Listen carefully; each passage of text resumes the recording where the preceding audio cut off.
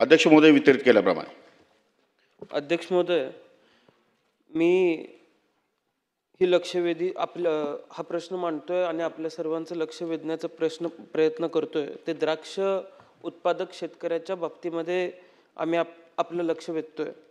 तासगाव, कवठेमंकाळ, मिरज, सांगली, सोलापूर, नाशिक, पुणे, छत्रपती संभाजीनगर आदी द्राक्ष उत्पादक पट्ट्यांमध्ये हवामान बदल हे एक मोठी अडचण अध्यक्ष महोदय निर्माण झालेली आहे.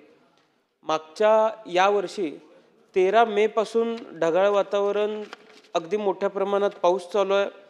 या सगळ्याचा द्राक्ष उत्पादक शेतकऱ्यावर आणि द्राक्ष बागांवर फार मोठा परिणाम झालेला आहे. आणि असं असल्यामुळे याचा परिणाम 2026च्या द्राक्ष पीक हंगामावरती अध्यक्ष महोदय उत्पादनावरती होणार आहे. या अवकाळी आणि हवामानाचा परिणामी रोगराई शेतकऱ्यांना की म्हणजे बॅक्टेरियल इन्फेक्शन, करपा, डावणीसारखा आजारांचा प्रकोप वाढलेला आहे. यावर कोणतीही ठोस शास्त्रशुद्ध माहिती कृषी विभागाकडून किंवा मार्गदर्शन मिळत नाही. यासाठी शासनाने कृषी तज्ज्ञांची समिती स्थापन करावी. आणि त्याचबरोबर अध्यक्ष महोदय, द्राक्ष बागायतदार संघाच्या वतीने सुद्धा अनेक वेळेला मागणी केली गेलेली आहे की ह्यात सगळ्या अडचणी द्राक्षाच्या आणि बेदाण्याच्या उत्पादनावरती फरक पडणाऱ्या आहेतच, पण चीन मार्गे, नेपाळ मार्गे, चीनमधून खोट्या प्रकारचा बेदाणा त्या पद्धतीचा भारतामध्ये येतोय. आज या सगळ्याचा परिणाम ग्रामीण अर्थव्यवस्थेवर पडायला लागलेला आहे. शेतकऱ्याच्या उत्पन्नात घट झालेली आहे. आणि त्याचबरोबर यापूर्वी जो प्रश्न मांडण्यात आला, इन्शुरन्स कंपनीजचा द्राक्ष उत्पादक शेतकऱ्याच्या बाबतीमध्ये मनमानी कारभार त्या ठिकाणी अध्यक्ष महोदय चालू आहे. आमचा प्रश्न एवढाच असणार आहे की द्राक्ष पीक हे साधारण 3 महिने इन्शुरन्सच्या क्लबमध्ये धरलं जातं. आमची मागणी आहे, माझा प्रश्न आहे की द्राक्ष बाग पीक विमा याचा कालावधी 1 वर्ष संपूर्ण आपण करावा. त्याचबरोबर सलग 3 दिवस 10 मिलीमीटरपेक्षा जास्त पाऊस पडला पाहिजे, ही जी अट आहे ही अट शिथिल करण्यात यावी.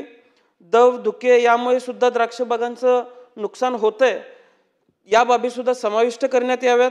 आणि त्याचबरोबर द्राक्ष बागांचा एकरी विमा उतरवण्यासाठी 19,000 रुपये हे हप्ता म्हणून घेतला जातो, तर ही रक्कम सुद्धा शासनाकडून कमी करण्यात यावी अशी विनंती मी कृषी मंत्री महोदयांना करतोय. चला मंत्री महोदय. अध्यक्ष महोदय, विमा कंपन्यांचा विषय असल्यामुळे विमा कंपन्यांशी चर्चा करून तो निर्णय घेण्यात येईल. कारण शेवटी शासन भरपाई देत नाही, ती विमा कंपन्यांकडे भरपाई मिळते. आणि विमा उतरवल्यानंतर किती काळ विमा तो लागू होतो, किती काळात लागू होतो, ही कंपनी ठरवते आणि शेतकरी ठरवतात. त्यामध्ये त्यांच्याबरोबर बसून चर्चा करण्यात येईल. सन्माननीय रोहित पाटील यांनी जो प्रश्न विचारला ही गोष्ट खरी आहे की वातावरणीय बदलामुळे द्राक्ष बागावर काही अंशी परिणाम या ठिकाणी झालेला आहे. जे मे द्राक्ष पिकाखालील एकूण बाधित क्षेत्र जे होतं 2023मध्ये सोलापूर जिल्ह्यामध्ये 7 हेक्टर, नाशिकमध्ये कमी होतं.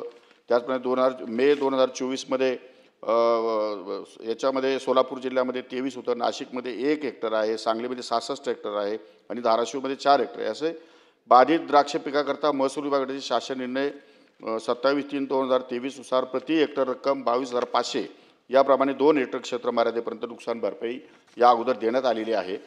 आणि या बाधित झालेल्या द्राक्ष पिकाकरता महसूल विभागाकडील हा जो 24 नुसार प्रति हेक्टर रक्कम जी आहे ती आता 36,000 रुपये याप्रमाणे 3 हेक्टर क्षेत्र मर्यादेपर्यंत महसूल विभागामार्फत नुकसान भरपाई देण्यात येते. अध्यक्ष महोदय, द्राक्ष पिकामध्ये ऑक्टोबर महिन्यातील छाटणीनंतर घेण्यात येणाऱ्या उत्पादनाची द्राक्षाची काढणी ही जानेवारी ते मार्च महिन्यात करण्यात येत असून अल्प प्रमाणातील क्षेत्रावर मे महिन्यात काढणी या ठिकाणी होते. त्यानंतर एप्रिल महिन्यातील खरड छाटणीनंतर उत्पादन घेण्यात येत नाही. त्यामुळे द्राक्ष बागाच्या गुणवत्तेवर फारसा परिणाम या ठिकाणी होत नाही.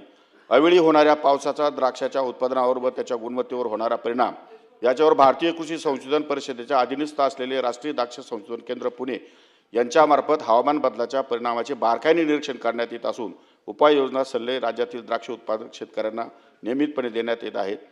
त्याचप्रमाणे सन्माननीय रोहित पाटील यांनी जो प्रश्न उपस्थित केला आहे की बेदाणा चायनामधून या ठिकाणी आपल्या नेपाळ मार्गे यामध्ये ब्लॅक मार्केटिंगच्या माध्यमातून येतो, अशा प्रकारची मागणी आम्ही द्राक्ष बागायतदार संघाचे अध्यक्ष आणि मी स्वतः जाऊन या ठिकाणी केंद्रीय कृषी मंत्र्याकडे केलेली आहे. त्या संदर्भात त्यांना माहिती पण दिलेली आहे, त्यांना सर्व पुरावे पण दिलेले आहेत. तर त्याच्यावर पण केंद्र सरकार या पुढे निश्चित कारवाई करणार आहे. एवढंच नव्हे अध्यक्ष